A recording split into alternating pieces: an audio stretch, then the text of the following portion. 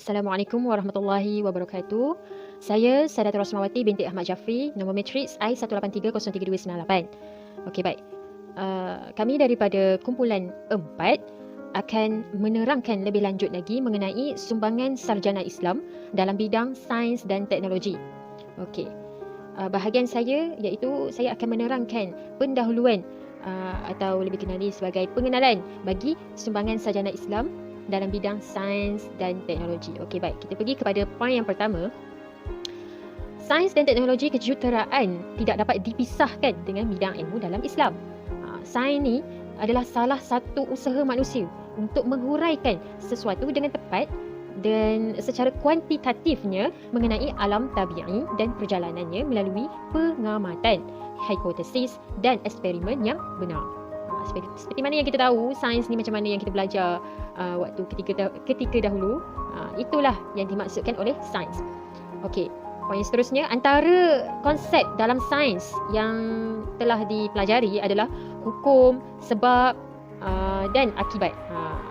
Dalam hal ini, sains dan Islam sama-sama berpegang kepada prinsip bahawa alam ini adalah bersifat konseptual, iaitu sesuatu yang boleh difahami dan dimengertikan. Macam tu. Okey, baik. Penerangan di sini, bidang sains sendiri belum menemui kebenaran yang sejati dan hakiki. Tradisi Islam adalah untuk melahirkan para saintis berteknologi Muslim yang beriman dan berakhlak, serta Islam menolak kemajuan teknologi tanpa akhlak dan sains yang menolak spiritual. Sains dalam pandangan Barat beranggapan sumber wahyu tidak diperlukan berasaskan kepada prinsip logos dan mitos. Logos ni apa? Okey, baik. Logos ni adalah satu penemuan yang paling ampuh hasil dari eksperimen, manakala mitos pula umpama khayalan yang tidak wujud dan tidak dapat dibuktikan secara tepat dan konkret. Okey, baik. Kita pergi kepada slide yang seterusnya, iaitu definisi sains dari aspek keilmuan Islam. Okey, sains dari aspek keilmuan Islam ni banyak yang dinyatakan, iaitu yang pertama, iaitu sains Islam berasaskan wahyu dan akal, menjadikan wahyu sebagai sumber rujukan tertinggi kerana wahyu datang daripada kuasa tanpa batas, sedangkan akal adalah satu perkara yang terbatas. Yang kedua, sains dalam Islam adalah sains yang berkonsepkan tauhid, yang mana ianya tunduk kepada prinsip-prinsip yang ditetapkan oleh Allah melalui Rasulnya. Seperti mana yang kita tahu, wahyu yang diturunkan kepada Rasul itu macam mana? Itu adalah kuasa Allah sendiri. Wallahualam.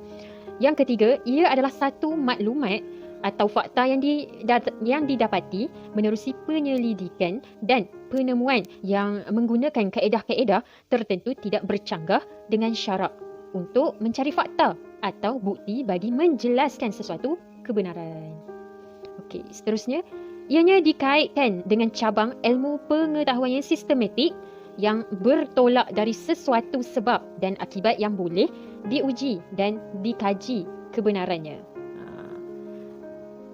Seterusnya, ianya juga menggabungkan unsur metafizik. Metafizik ni adalah ketuhanan, yang mana dan fizik itu iaitu ilmu akli dan nakli, ilmu intelek dan ilmu wahyu.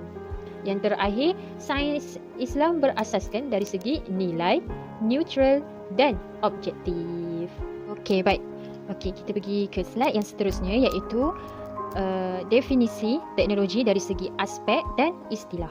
Okey, poin yang pertama, perkataan teknologi berasal dari perkataan Greek, iaitu teknologia, dan dari perkataan Yunani tekne, yang bermaksud seni, kemahiran dan rekaan. Ini dijelaskan oleh Khairuddin Harun 2007 chapter 2. Okey, baik. Tekne adalah seni mahupun art, kerja tangan atau keterampilan. Tekno pula bermaksud kemahiran, teknik atau hasil kerja. Logos bermaksud wacana atau kata-kata yang sistematis.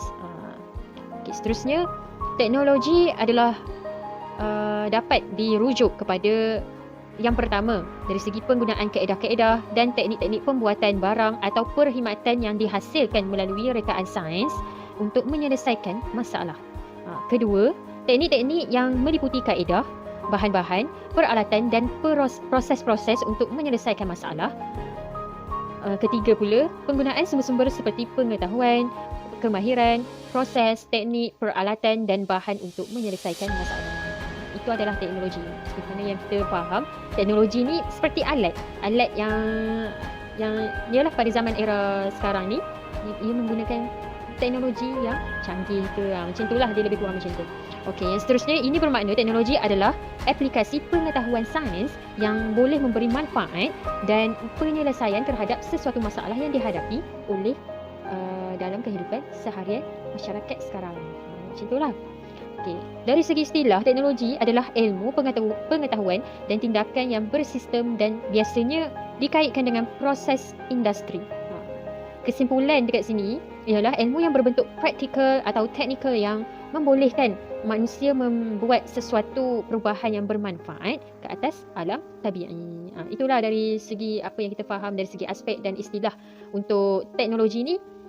Itulah dia. Dia seperti alat yang boleh membantu kita dalam seharian kehidupan kita. Macam itulah. Okey.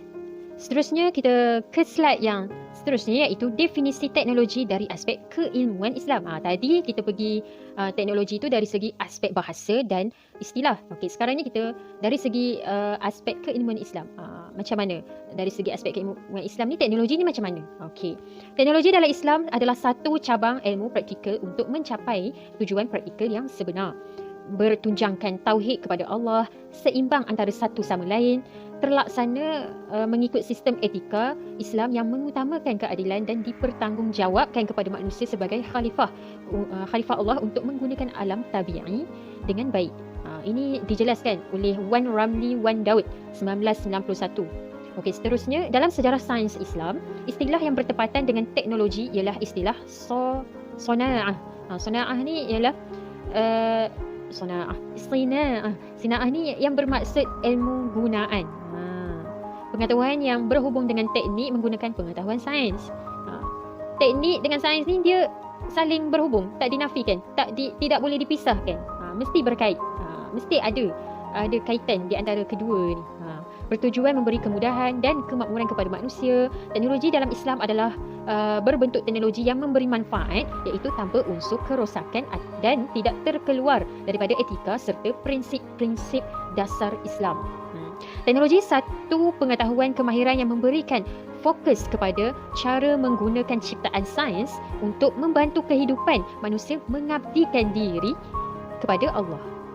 Ia merujuk kepada dua kemahiran, iaitu kemahiran dalam bidang pembuatan atau pengeluaran dan kemahiran dalam bidang arkitek dan kejuruteraan. Ini yang dinamakan teknologi dalam keilmuan Islam. Dia berbeza macam tadi. Dia tak adalah berbeza banyak, tapi dia hanya berbeza sedikit saja. Keilmuan Islam ni dia merujuk macam mana? Kalau dari segi aspek dan dari segi bahasa dan istilah tadi macam mana? Dia berlainan sedikit saja, tapi dia punya unsur dalam teknologi tu sama. Macam tu. Kita pergi ke slide yang terakhir bagi bahagian saya, iaitu definisi kejuruteraan dari aspek bahasa dan istilah. Kenapa saya nak menjelaskan mengenai kejuruteraan ini? Sebab apa? Dia berkait juga dengan teknologi yang saya terangkan tadi, iaitu yang ada dua kemahiran tadi. Kemahiran apa? Kemahiran arkitek dan kejuruteraan. Dia berkait juga. Okey, kita pergi yang pertama. Poin yang pertama iaitu kejuruteraan termasuk dalam bidang sains gunaan, iaitu applied science, yang berkaitan dengan teori asas. Dengan mereka bentuk sesuatu hasil keperluan dan kegunaan yang boleh memberi khidmat kepada manusia. Faham ayat ni? Dia menjelaskan bahawa kejuruteraan ni dia terlibat juga dalam sains maupun teknologi. Dan benda ni pun dia memberi kemudahan kepada manusia juga. Okey, seterusnya, kejuruteraan juga bermaksud proses mereka bentuk teknologi dengan kaedah yang paling efisien. Efisien ni paling canggih lah. Macam tu. Seterusnya, definisi kejuruteraan dari aspek keilmuan Islam. Dari segi aspek keilmuan Islam pun ada untuk kejuruteraan. Seperti mana yang teknologi tadi pun ada juga dari segi aspek keilmuan Islam. Dan ia tidak berbeza banyak, tapi sedikit saja. Okey, maksud dekat sini, kejuruteraan dari segi aspek keilmuan Islam adalah satu disiplin ilmu yang berkaitan dengan kepandaian untuk menggunakan teknologi secara efisien, secara canggih bagi tujuan kebaikan kepada manusia. Yang terakhir, kejuruteraan dalam Islam digunakan untuk membantu manusia dalam memenuhi tugas khalifah secara lebih berkesan. Dia berbeza tau. Kalau keilmuan Islam, dia lebih kepada kita sebagai khalifah di muka bumi ini bertanggungjawab untuk menyelesaikan apa yang diperintahkan oleh Allah. Okey, macam mana dari segi aspek bahasa dan istilah, perlainan pula. Dia menjelaskan siapa yang membuatkan, bagaimana benda tu terjadi, dia macam tu.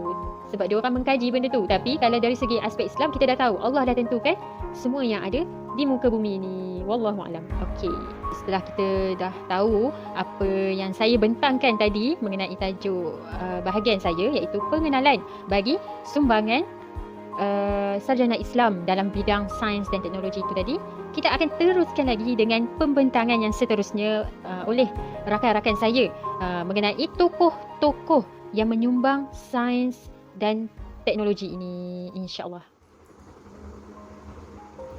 Bismillahirrahmanirrahim. Assalamualaikum warahmatullahi wabarakatuh. Nama saya Nur Aisyah binti Ahmad Ismail, nombor grade I183-03355. Okey, baik. Sekarang saya akan teruskan lagi dengan bahagian iaitu sumbangan sarjana dalam bidang sains dan teknologi. Okey. Saya akan mengambil satu contoh tokoh yang terkenal dalam bidang sains dan teknologi ini, iaitu berkenaan dengan tokoh Ibnu Sina. Saya akan ceritakan sedikit secara ringkas berkenaan dengan riwayat hidup atau biodata beliau. Okey, nama sebenar beliau ialah Al-Husain bin Abdullah bin Al-Hasan bin Ali bin Sina. Nama panggilan beliau boleh dipanggil sebagai Ibnu Sina. Beliau dilahirkan pada tahun 370 Hijrah bersamaan dengan 980 Masihi. Beliau tempat lahir beliau ialah di Afshanah, Bukhara di Turkistan. Beliau merupakan keturunan Parsi dan beliau memegang jawatan sebagai pakar perubatan wilayah Ra'i, penasihat agung Amir ad-Daulah di Asfahan. Beliau meninggal pada tahun 428 Hijrah bersamaan dengan 1037 Masihi di Hamzan. Beliau ni sangat terkenal di negara barat sebagai Avicenna. Beliau ni merupakan tokoh yang sangat terkenal dalam bidang perubatan. Okey, seterusnya kita akan tengok kepada pendidikan Ibnu Sina. Okey, pada zaman kanak-kanak dia, beliau ni mempelajari Al-Quran sewaktu berusia 5 tahun dan berjaya menghafaz Al-Quran ketika berusia 10 tahun. Waktu beliau mula belajar sendiri, beliau mula belajar waktu berusia 16 tahun.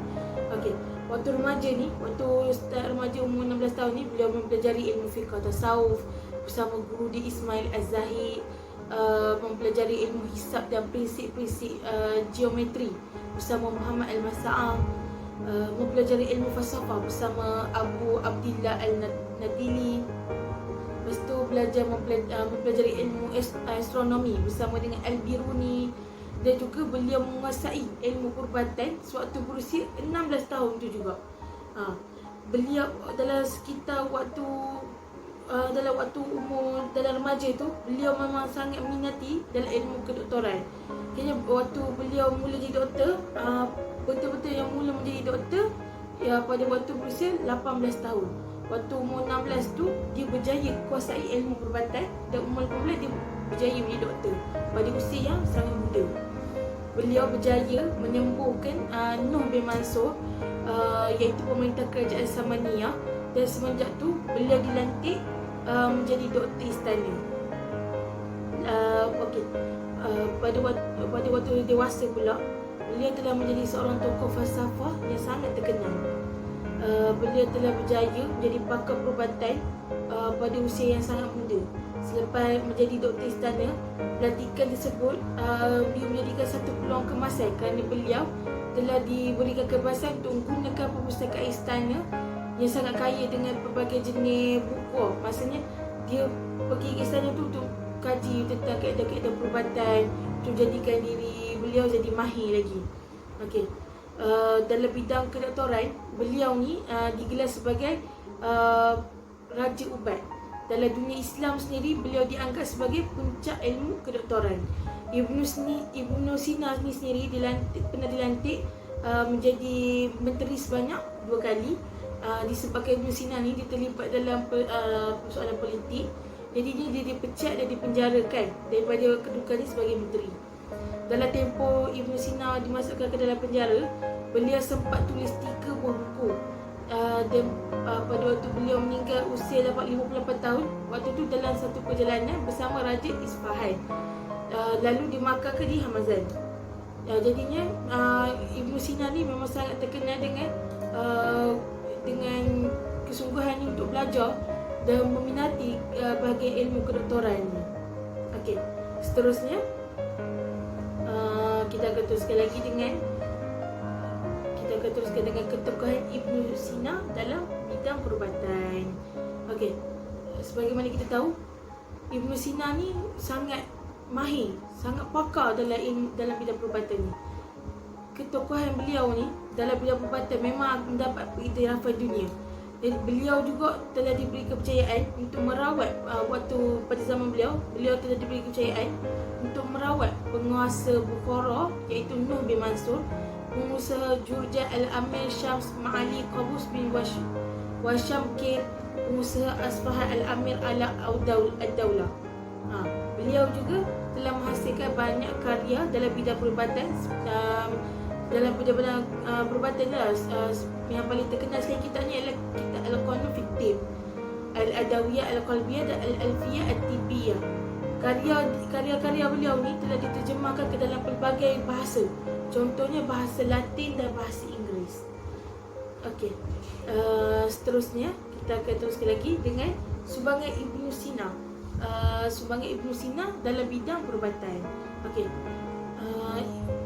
Sumbangan beliau yang pertama iaitu penemuan penyakit baharu dan juga puncanya. Dan puncanya pengaruh contohnya ialah pengaruh kuman dalam penyakit. Maksudnya apa kesan kalau ada kuman dalam penyakit, apa yang akan terjadi semua kan. Lepas tu dapat mengesan satu jangkitan virus seperti penyakit TB, dan juga dia berjaya menjumpai penyakit seperti rubella, alahan, cacar dan juga penyakit jiwa ni. Maksudnya mengalami tekanan emosi semua. Okey. Beliau juga berjaya membuat penemuan dalam bidang farmasi. Sebagai contohnya apa? Menghasilkan ubat yang mujarab untuk pelbagai jenis penyakit. Adanya ubat-ubat, kebanyakan ubat yang sekarang ni hasil daripada apa yang dipelajari, apa yang dia ni. Jadi dia dapat idea tu, dia dapat keluarkan, dapat hasilkan penemuan untuk ubat-ubat yang ada pada sekarang ni. Dan juga sebagai contoh ni, ubat bius. Ubat bius ni untuk mengurangkan, untuk kira macam tak nak bagi sakit tu, rasa sakit bila ada pembedahan atau apa sahaja yang berkaitan kalau benda tu boleh menyakitkan. Jadinya ini salah satu sumbangan yang besar lah untuk bagi dalam bidang perubatan ni. Okey, seterusnya ialah membangunkan teknologi perubatan, iaitu apa contohnya yang nampak paling besar sekali, iaitu mencipta benang khusus untuk menjahit luka. Seperti yang kita tahu, kalau benang kalau ada yang guna, kenapa kita boleh guna yang benang sekarang? Sebab apa? Benang yang ada yang kita pakai dan juga benang yang digunakan oleh para doktor untuk dalam pembedahan sangat berbeza. Jenisnya yang berbeza dan ada setiap bahan dia yang berbeza. Jadinya tidak boleh suka-suka saja untuk gunakan benang-benang yang kita pakai ni untuk menjahit di bahagian tubuh manusia kan. Okey, seterusnya dia menciptakan picagari yang menciptakan jarum yang untuk suntikan tu. Kalau tak ada picagari tu, kita pun sendiri tiada idea untuk macam mana untuk mengambil darah, untuk kita periksa semua, untuk segala jangkitan apa-apa semua kan. Okey. Beliau juga memperkembangkan ilmu diagnosis melalui denyutan jantung, iaitu pulse diagnosis, untuk mengenal pasti dalam berapa detik saja. Dari situ dia dapat tunjukkan bahawa dalam ilmu untuk jantung ni, beliau dapat tunjukkan dia kembangkan ilmu ni dalam membuat pada perjumpaan macam penemuan-penemuan ilmu yang dikenali sebagai psychosomatic medicine. Beliau kembangkan ilmu diagnosis ni untuk nak tahu kena pasti dalam masa berapa detik sahaja denyutan jantung ni untuk ketidakseimbangan hormon yang berkenaan. Okey, diagnosis melalui denyutan jantung ni dia masih dipraktikkan oleh doktor-doktor Muslim di Pakistan, Afghanistan dan Parsi yang menggunakan ilmu perubatan Yunani. Seorang doktor yang dari Amerika Syarikat dia mengatakan bahawa para doktor di Afghanistan, China, India dan Parsi sangat berkebolehan dalam denyutan jantung di tempat yang dirasakan tu, tapi dia ada pelbagai jenis ni. Maksudnya dia ada merangkumi kepada kekuatan, maksudnya kuat atau lemah denyutan nadi tu, masa antara denyutan tu dan juga kandungan lembabnya di bawah paras kulit dekat dengan denyutan tu atau lain-lain lagi. Jadinya dari ukuran-ukuran denyutan jantung seorang tu, para doktor tu mungkin tahu dengan tepat penyakit apa yang dihinggapi oleh pesakit tu, penyakit apa yang ada dalam tubuh pesakit kan. Jadinya Ibn Sina dia sedar tentang pasal kepentingan dalam untuk pemulihan jantung kan. Okey, seperti mana pula yang untuk bagi untuk merawat penyakit jiwa ni kan. Ibn Sina ni dia sedar tentang kepentingan emosi dalam pemulihan. Kepentingan emosi dalam pemulihan ni, apabila pesakit dia ada sakit jiwa disebabkan oleh contohnya berpisah ataupun putus dengan pasangan atau semua, beliau akan dapatkan nama atau apa berkaitan dengan pasangan tersebut melalui caranya, iaitu menyebutkan banyak nama dan mengulanginya, dan semasa itu jarinya diletakkan atas denyutan tu, dan apabila denyutan tu jadi tak teratur atau hampir-hampir berhenti, maka seseorang tu perlu ulang balik proses tersebut. Jadi dengan cara tu semua nama dengan apa yang berkaitan dengan maklumat pasangan yang dia nakkan tu semua akan disebutkan. Okey, seperti mana yang dikatakan oleh Ibn Sina tentang maksudnya orang yang sakit berkaitan dengan emosi ni atau jiwa ni, seperti yang saya bagi contoh tadi berkaitan dengan sekiranya dia berputus dengan pasangan kan. Ibn Sina kata jika anda tidak dapat mengubat penyakitnya, maka temukanlah si pesakit tu dengan kekasih, maksudnya dengan pasangan itu, untuk kena nak cari tahu balik maksudnya macam mana cara untuk selesaikan masalah semua kan. Jadi menurut pada syariat maka buatlah. Okey, itu merupakan terjemahan dalam apa yang dikatakan oleh Ibn Sina. Okey, Ibn Sina ni juga dia merupakan doktor perubatan yang pertama yang mencatatkan tentang penyakit paru-paru ni. Okey, dia mengatakan bahawa penyakit paru-paru iaitu pulmonary tuberculosis adalah satu penyakit yang boleh menjangkit, dan dia menceritakan dengan tepat tanda-tanda penyakit kencing manis dan masalah yang timbul daripada penyakit tersebut.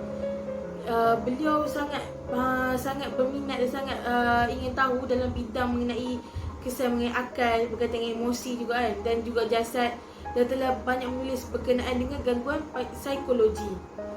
Okey, seterusnya saya akan menuliskan lagi dengan bahagian kepada sumbangan Ibn Sina dalam bidang yang lain selain daripada perubatan. Okey, beliau telah menghasilkan karya sebanyak 116 buah buku dalam pelbagai bidang. Buku-buku tersebut telah dihimpunkan di Dominican Institute for Oriental Studies di Kairah, Mesir. Sebuah universiti pendidikan di Hungary telah mengambil nama sempena nama beliau, iaitu Avicenna College, iaitu College Ibn Sina. Beliau juga merupakan seorang ahli geografi yang mampu menerangkan bagaimana sungai-sungai berhubung dan berasal dari gunung ganang dan lembah-lembah. Dan beliau juga merupakan pakar dalam bidang biologi dan juga kimia. Okey, baik. Sebagaimana yang tadi saya katakan tadi kan, beliau ni sangat berminat dalam bidang-bidang yang berkaitan dengan akal juga dan juga jasad. Kerana beliau telah banyak tulis berkaitan dengan ilmu berkaitan dengan psikologi ni kan. Beliau juga telah hasilkan 250 buah karya dan masih kekal hingga ke hari ini, termasuklah 116 buah karya dalam bidang ilmu perubatan tu. Kira banyak karya yang tulis dalam bahasa Arab dan ada juga yang tulis dalam bahasa Parsi.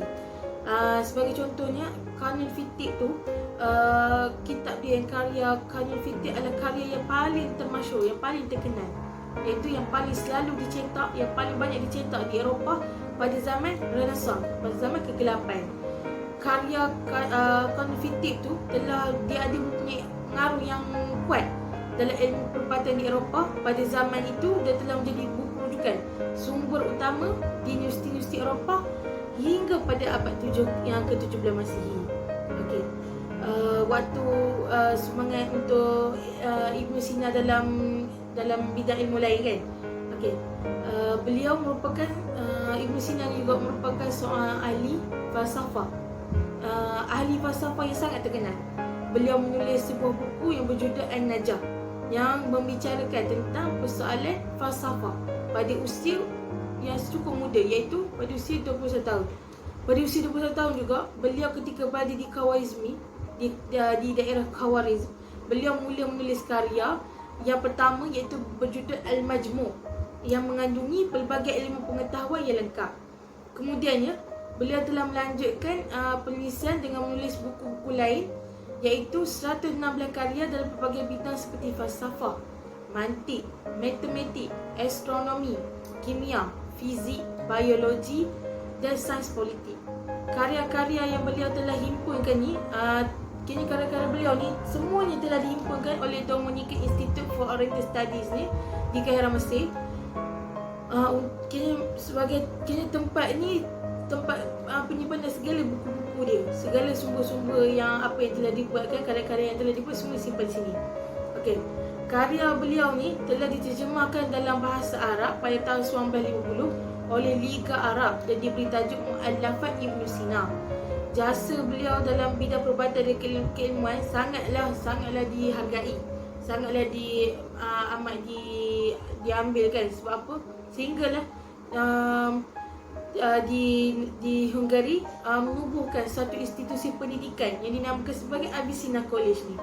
Okay, Ibn Sina ni, beliau ni merupakan seorang saintis yang banyak sangat memberikan sumbangan terhadap dunia ilmu pengetahuan melalui penemuan-penemuan beliau yang terbaharu. Okey. Dari segi bidang geografi pula, Ibn Sina ni merupakan seorang ahli geografi yang mampu terangkan bagaimana sungai-sungai itu berhubung dan berasal dari gunung Ghana dan lembah-lembah. Beliau juga mampu mengemukakan satu hipotesis atau teori pada waktu tu yang gagal dilakukan oleh ahli Yunani, maksudnya ahli-ahli tokoh-tokoh Yunani dan Romani sejak dari zaman Herodotus, Aristotle hinggalah Ptolemaeus. Sehinggalah Ptolemaeus. Okey, menurut Ibn Sina, kesan daripada hakisan aliran sungai terhadap kawasan berbukit yang bergunung Ghana ni, dia telah menyebabkan terbentuknya kawasan lembah sungai yang produktif. Maksudnya kawasan lembah sungai yang kini mengalir sampailah ke laut semua kan. Kini semua yang berkaitan dengan bagaimana sungai-sungai itu berhubung. Okey. Seterusnya ialah bidang geologi dan kimia. Bidang geologi dan kimia ni Ibn Sina memberikan sumbangan yang besar juga. Sebab apa? Dalam bidang ilmu kimia ni memang tak dapat nak dipertikaikan. Okey, menurut AMA Shastri, karangan Ibn Sina ni dia merupakan mengenai ilmu berkaitan mineral ni menjadi sumber geologi di Eropah. Beliau juga tinggalkan penemuan-penemuan yang bermanfaat dalam bidang kimia. Menurut Reuben Levy, Ibn Sina ni dia telah terangkan bahawa benda-benda logam ni sebenarnya berbeza antara satu sama lain. Setiap logam yang terdiri ni ada pelbagai jenis dan pelbagai bentuk semua. Barangan tersebut telah diperkembangkan oleh ilmu kimia yang telah dirintis sebelumnya oleh Jabir Ibn Hayyan, iaitu bapa kimia Muslim. Sebahagian daripada karyanya adalah seperti berikut, iaitu Fi Aqsam al-Ulum al-Aqliyah, tentang berkenaan dengan pembahagian ilmu-ilmu rasional. Okey. Yang keduanya ialah bidang metafizik, iaitu ilahiyat, iaitu ilmu ketuhanan. Yang ketiga ialah bidang psikologi, iaitu berkenaan kitab an-niyat. buku tentang kebahagiaan jiwa. Yang keempat ialah bidang sastera Arab, iaitu Risalah fi Asad Hudus al-Huruf, iaitu risalah tentang sebab-sebab terjadinya huruf. Yang kelima, bidang syair dan prosa, iaitu Al-Qasidah Al-Aniyah, syair-syair tentang jiwa manusia. Dan juga yang keenam ialah bidang politik, iaitu Risalah As-Siyasah, iaitu buku berkaitan dengan tentang politik. Okey. Yang terakhir berkaitan dengan sumbangan ilmu beliau dalam bidang yang lain, saya beri bidang perubatan, iaitu bidang ilmu psikologi. Ibn Sina ni dia temui ilmu yang dikenali sebagai psikosomatis, iaitu berkaitan tentang antara psikologi dengan kesihatan. Ibn Sina ni dia telah menjelaskan pentingnya emosi dalam memulihkan individu yang mengalami gangguan psikologi. Minat dia yang mendalam dalam bidang yang berkaitan dengan kesayangan akal ke atas jasad menyebabkan banyak daripada karyanya berkisar dengan gangguan psikologi. Maksudnya dia cuba cari berkaitan dengan apa masalah dan cuba untuk selesaikan setiap permasalahan tu. Okey.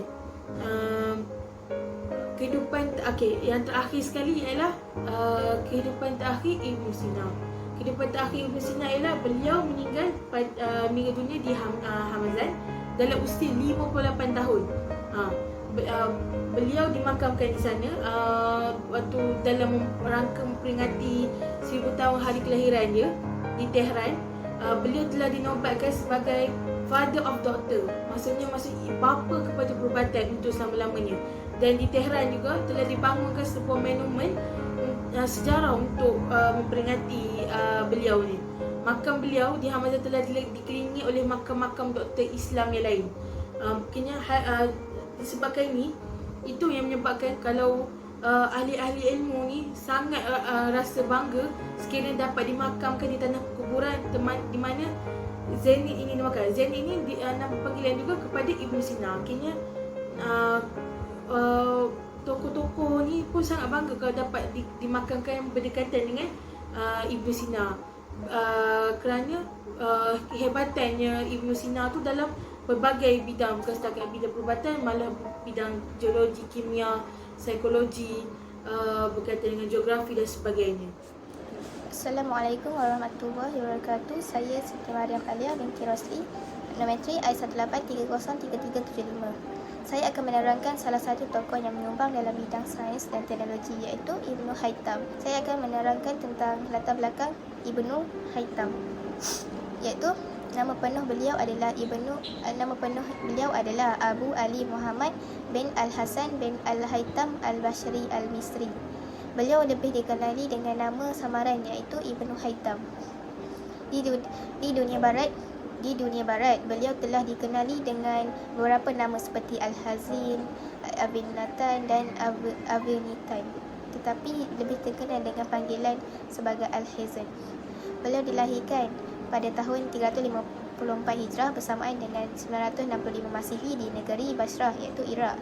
Beliau dibesarkan di bandar Basrah dan Baghdad, iaitu dua kota yang menjadi pusat pengetahuan Abbasiyah pada masa itu.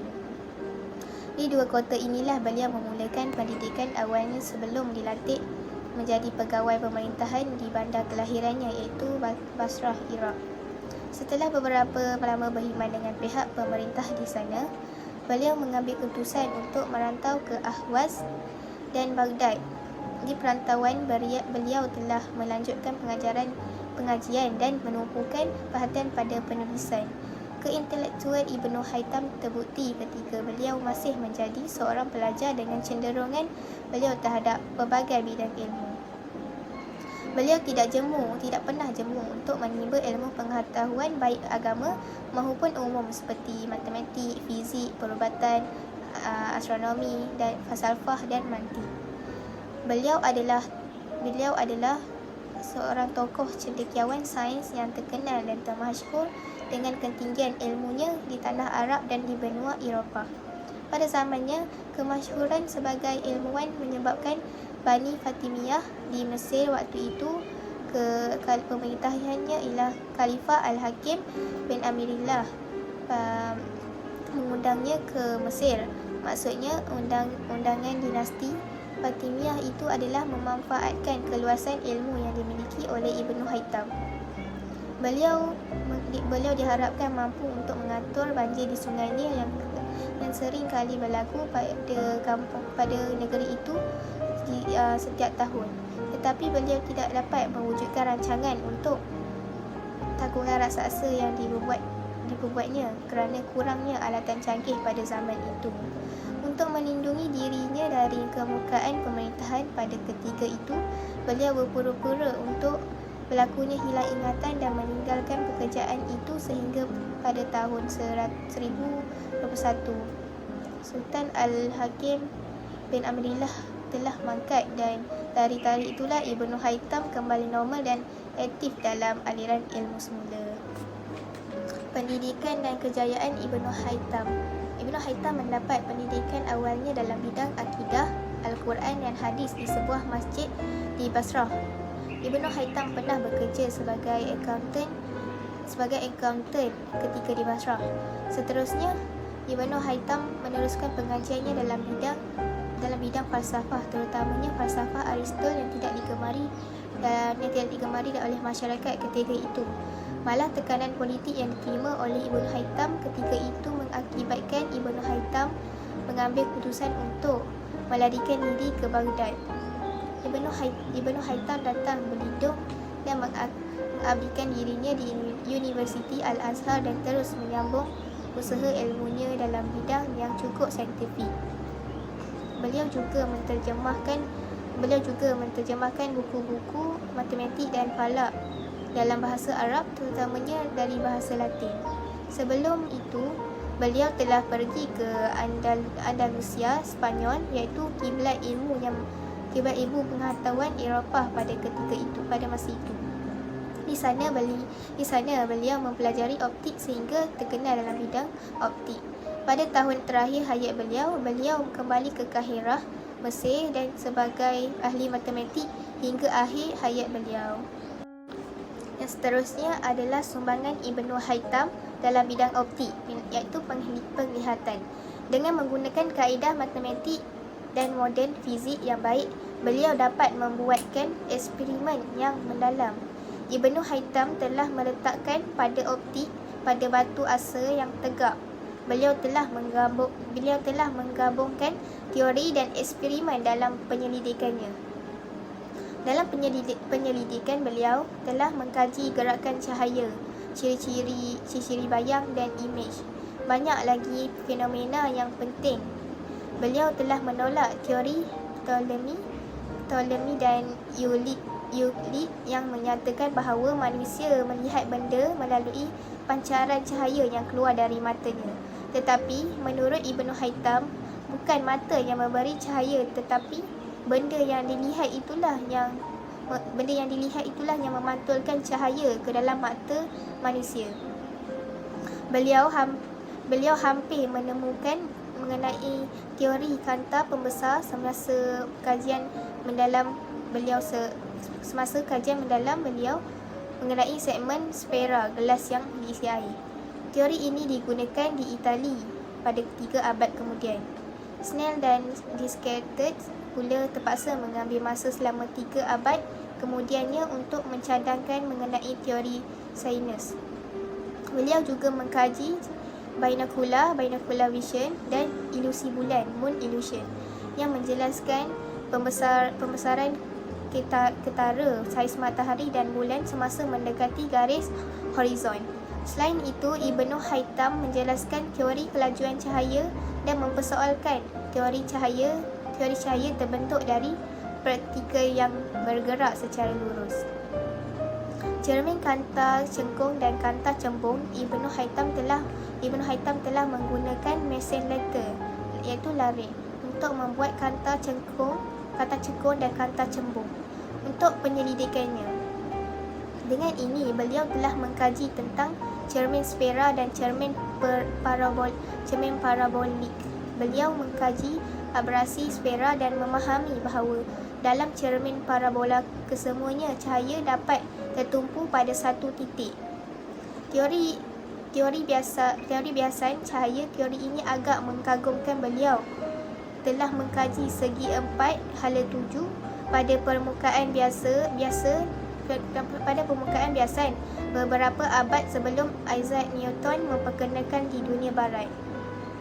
Beliau juga percaya kepada prinsip masa tersingkat bagi rentasan cahaya, prinsip Fermat. Yang seterusnya adalah karya agung Ibnu Haytham. Ibnu Haytham merupakan ilmuwan yang produktif dan memiliki banyak karya penulisan dalam pelbagai cabang ilmu. Beliau telah menulis tidak kurang daripada 200 judul buku, namun hanya sedikit yang sempat terselamat.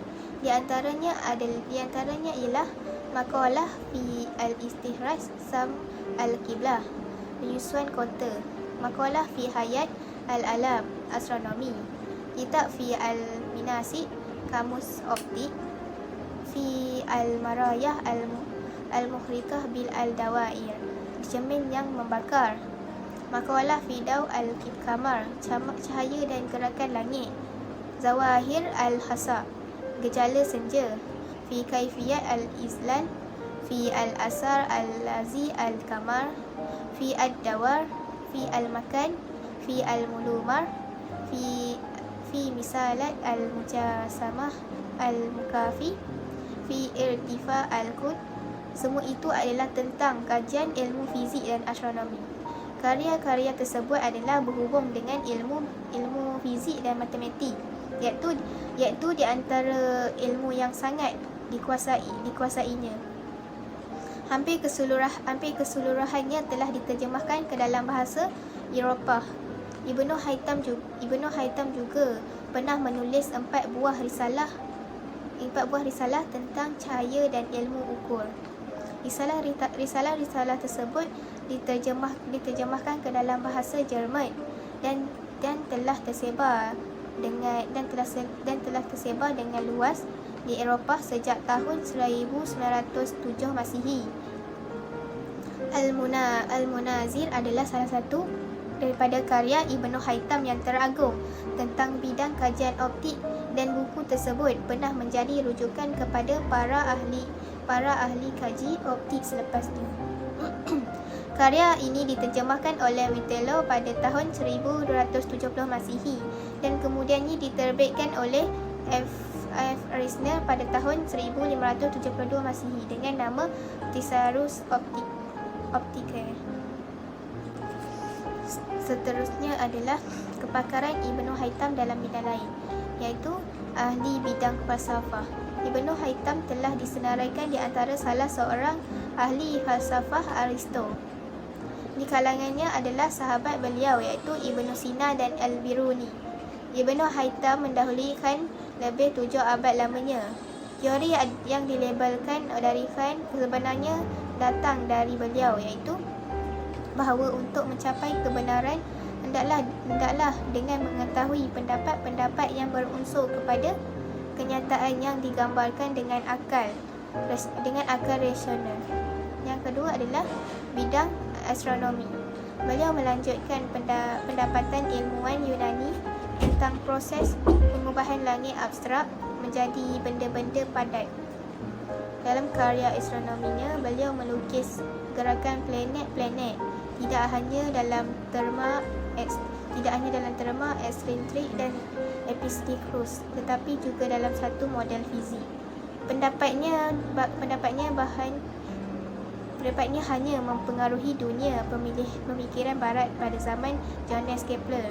3 abad kemudian, karya ini ditukar dalam bentuk ikhtisar oleh astronomi Muslim, iaitu Nasiruddin At-Tusi. Beliau telah menjadi seorang yang amat mahir dalam bidang sains, falak, matematik, geometri, perubatan dan falsafah.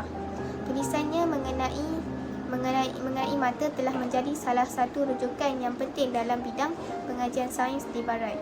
Malahan, kajiannya mengenai perubatan mata telah menjadi asas kepada pengajian perubatan model mengenai mata. Dalam bidang fizik dan matematik pula, Ibnu Haytham telah membuat sumbangan yang sangat besar, iaitu beliau telah membangunkan geometri analitikal dengan penemuan hubungan antara algebra dan geometri. Manakala dalam bidang fizik pula, beliau telah mengkaji mengenai pergerakan mekanik tubuh manusia dan beliau merupakan manusia yang pertama mengatakan bahawa tubuh manusia bergerak terus-menerus kecuali pasaan dari luar menghalangnya atau mengubahnya ke arah pergerakan. Assalamualaikum warahmatullahi wabarakatuh. Nama saya Intan Syahirah binti Muhammad Zaki, nombor matrik I18203120. Hari ini saya akan menerangkan berkaitan Al-Biruni di bawah sumbangan sarjana Islam dalam sains dan teknologi. Nama penuh Al-Biruni adalah Abu Raihan Muhammad bin Ahmad Al-Biruni. Beliau diberi gelaran Al-Biruni bersempena dengan pemukiman yang beliau tinggal, di mana pemukiman tersebut dikhususkan untuk orang asing. Beliau lahir di Kat Khawariz, iaitu sekarang dikenali sebagai Khiva di Uzbekistan, dan dilahirkan pada 15 September 973 Masihi. Beliau wafat pada 13 Disember 1048 Masihi di usia 75 tahun. Beliau wafat di Afghanistan. Antara kepakaran Al-Biruni adalah dalam bidang astronomi, bidang fizik, matematik, antropologi, kartografi, geografi, kedoktoran dan mineralogi. Antara hasil karya beliau adalah Al-Kanun Al-Mas'udi, Al-Jawahir fi Tahqiq ma lilhid. Kita masuk kepada pengenalan. Beliau masa kecilnya tidak banyak diketahui kerana beliau tertutup orangnya. Seterusnya, beliau mahir dalam pelbagai ilmu pengetahuan dan fasih dalam bahasa Arab, Turki, Persia, Sanskrit, Yahudi dan Suriah. Semasa muda beliau menimba ilmu astronomi dan matematik dengan Abu Nasir Al-Mansur. Beliau terkenal dengan sifat peribadi yang cinta akan ilmu dan rajin membaca dan menulis sejak kecil. Beliau dibesarkan dalam keluarga yang taat dan patuh kepada agama. Namun semasa kecil beliau tidak begitu mengenali sosok bapa dan sedikit mengenali datuknya. Semangat cinta akan ilmu beliau ni sehingga mendorong beliau untuk mencari ilmu sehingga ke negara China. Antara sahabat-sahabat Al-Biruni antaranya adalah Ibnu Sinar, Ibnu Mikashwir dan sebagainya. Seterusnya, sumbangan dalam bidang sains. Dalam bidang sains terbahagi kepada dua, bidang astronomi dan juga bidang fizik. Dalam bidang astronomi, beliau memperkenalkan astrolog, iaitu satu instrumen di mana untuk mengetahui posisi sesebuah planet. Seterusnya, Al-Biruni juga mengaku bahawa bumi berputar pada paksinya dan bumi memiliki daya tarikan graviti. Seterusnya, antara sumbangan Al-Biruni juga, beliau mampu mengira garis lintang di Kat Khawariz dengan menggunakan ketinggian matahari. Seterusnya, beliau mengklarifikasikan mineral berdasarkan bau, warna, kekerasan, kepadatan serta beratnya, dan beliau menulis sebuah buku berdasarkan dalam bidang mineralogi ini. Seterusnya, dalam bidang fizik, beliau menulis buku berkaitan dengan ilmu falak, iaitu ilmu ganji bintang. Seterusnya, beliau juga menemukan pergerakan bumi dalam masa 1 tahun. Selain itu, beliau juga memperkenalkan sistem kalender dan sebagainya. Seterusnya, dalam bidang fizik juga, beliau membuat pengiraan pengukuran jenis berat berdasarkan graviti. Seterusnya, dalam bidang optik, beliau menemukan bahawa kecepatan cahaya lebih cepat berbanding dengan kecepatan suara. Seterusnya, hasil-hasil karya beliau seperti yang di bawah. Dan antara lain-lain kepakaran beliau dalam bidang matematik, contohnya beliau dapat antara penemuan beliau dalam bidang matematik, bidang teori dan juga aritmetik, geometri dan juga bilangan aritmetik. Seterusnya yang terakhir dalam bidang antropologi ini, beliau merupakan antropologi pertama di dunia di mana beliau menulis secara terperinci berkaitan antropologi manusia, agama dan Timur Tengah. Sekian daripada saya, terima kasih. Okey, nama diberi Abu Bakar Muhammad bin Zakaria Al-Razi. Nama yang dikenali di barat ialah Galen of the Arab. Tempat dan tahun lahir Ray, sebuah bandar di Iran pada 250 Hijrah bersamaan 864 Masihi. Tarikh wafat pada 318 Hijrah bersamaan 930 Masihi. Keistimewaan beliau, tokoh falsafah kimia dan perubatan yang paling tersohor. Kepakaran beliau ialah kimia dan perubatan. Sumbangan beliau dalam segi perubatan ialah beliau merupakan orang yang pertama yang menemui penyakit campak dan cacar. Al-Razi juga adalah orang yang pertama memperkenalkan alkohol, iaitu alkohol, untuk tujuan perubatan. Orang yang pertama menggunakan opium, iaitu dadah, untuk tujuan bius. Beliau juga menekankan kaitan antara makanan dan kesihatan. Beliau mengaitkan ini sebagai hasil pengaruh faktor psikologi terhadap kesihatan manusia. Hasil karya beliau mempunyai Kitab Al-Hawi iaitu Liber Continens dan Kitab Al-Mansur iaitu Liber Medicinalis et Al-Mansurium. Assalamualaikum warahmatullahi wabarakatuh. Saya Nur Fatihah binti Razak, nombor matrik I183033314. Okey, baik, saya akan sambung pembentangan ini bagi penutupnya. Okey, baik, bagi poin yang pertama adalah sumbangan sains Islam memberi banyak faedah kepada kehidupan manusia pada zaman moden. Setinggi mana kemajuan dan seluas mana pengaruh Islam terhadap masyarakat dunia. Namun, semua ini tidak dapat dicapai sekiranya tiada kesedaran umat Islam, iaitu melaksanakan tanggungjawab mereka dalam berdakwah dan melakukan ijtihad seperti yang ditekankan oleh ajaran Islam berteraskan Al-Quran dan As-Sunnah. Seterusnya, bagi poin yang kedua adalah sains dan teknologi berkembang dan wujud dalam masyarakat awal manusia sebelum Al-Quran diturunkan.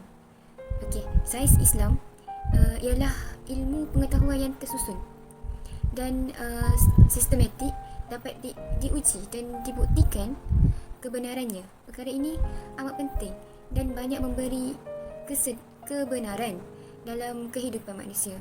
Sains moden pula, sumbangan sains Islam dalam sains moden terbukti sebagai contoh Ibnu Haytham, seorang saintis Islam yang berjaya membuktikan bahawa cahaya bergerak lurus melalui kajiannya. Pengkaji sains bermatlamat untuk mengagungkan Allah SWT. Seterusnya, bagi poin yang ketiga adalah sarjana-sarjana Islam berjaya memberi sumbangan yang begitu membanggakan, terutamanya dalam bidang sains dan teknologi. Sumbangan para sarjana dalam bidang sains dan teknologi ini telah memberi pengaruh kepada kebangkitan negara-negara barat, minat dorongan serta melibatkan para pemerintah Islam dalam bidang keilmuan. Okey, seterusnya bagi poin yang keempat pula, bidang sains dan teknologi juga telah membantu menyemarakkan semangat masyarakat Islam untuk sama-sama memberi sumbangan di dalam memajukan ilmu pengetahuan sains dan teknologi ini. Khazanah intelektual Islam ini telah dimanfaatkan oleh Barat dalam membangunkan tamadun material mereka yang kemudiannya berjaya menguasai dunia dan mendominasi umat Islam di seluruh dunia. Oleh itu, umat Islam harus sedar dan bangun untuk menyelamatkan khazanah-khazanah berharga yang telah dieksploitasikan oleh orang Barat, para cendekiawan, khususnya sejarawan Islam kini haruslah berusaha untuk membuat pengkajian semula terhadap buku-buku yang ditulis oleh orang-orang Eropah supaya kita dapat memelihara sumbangan sejarah Islam yang telah ditinggalkan oleh dan diseleweng oleh orang Barat. Setakat itu sahaja daripada pembentangan kami pada hari ini. Sekian, terima kasih.